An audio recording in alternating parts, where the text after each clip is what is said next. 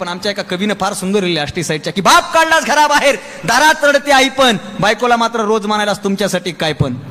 जरा तुझ्या माईची आठवण बघ दिवस लेकच यावाला पोटाला म्हणून किती केलते नवस इकून तिकून तिच्या नवसाला देव सुद्धा पावला तुझ्यासारखा हिरा तिच्या पदरामध्ये गावला. लहानपणी माय तुला शेतात न्यायची तुला ऊन लागू नये म्हणून स्वतःच्या पदराची सावली धरून राहायची. तुला भूक लागल्यावर तू टाय टाय रडायचास आणि माईचं दूध संपलं ना तिचं रक्त सुद्धा वाढायचास. रक्त पिऊन पोचलास लेका त्या रक्ताचा तरी ठेव मान पवित्र अशा मातेचा करू नको अपमान. आता फक्त एक कर त्या दारातल्या माईला घरात तेवढं आण.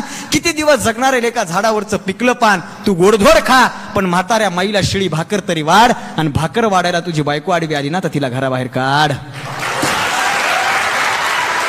अरे बायको जाणारच नाही मी तुला बॉन्डवर लिहून देतो आणि यदा कदाचित गेली तर मला येऊन भेट मी तुला दुसरी करून देतो. तू आंधळा नाहीस पांगळा नाहीस तुझी तुलाच कळली नाही किंमत.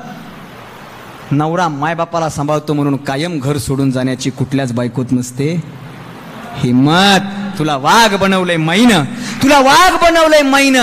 दुर्दैवानं तिलाच उरलं नाही बाय पण खरा मर्द असशील तर तिचं दर्शन घेऊन मन माय तुझ्यासाठी काय पण तुझ्यासाठी काय.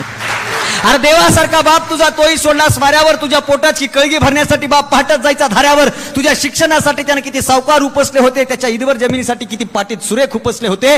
तुला नोकरी लागली तेव्हा बापानं गावावर वाटली होती साखर आज दुर्दैवानं त्याच्या ताटात नाही चतकोर सुद्धा शिळी भाकर.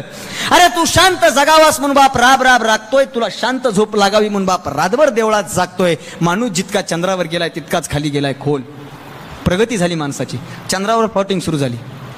माणूस जितका चंद्रावर गेलाय तितक्याच खाली गेलाय खोल. जगातल्या अनोख्या संस्कृतीचा घरातच ढळलाय तोल. दुधागट आटून गेलेत मायबाप दुर्दैवानं त्यांच्या संसारावर राहिले नाही सायपण. खरे मर्द असाल तर माईचं दर्शन घेऊन म्हणा मायबाप हो तुमच्यासाठी काय पण तुमच्यासाठी काय पण तुमच्यासाठी काय. विचार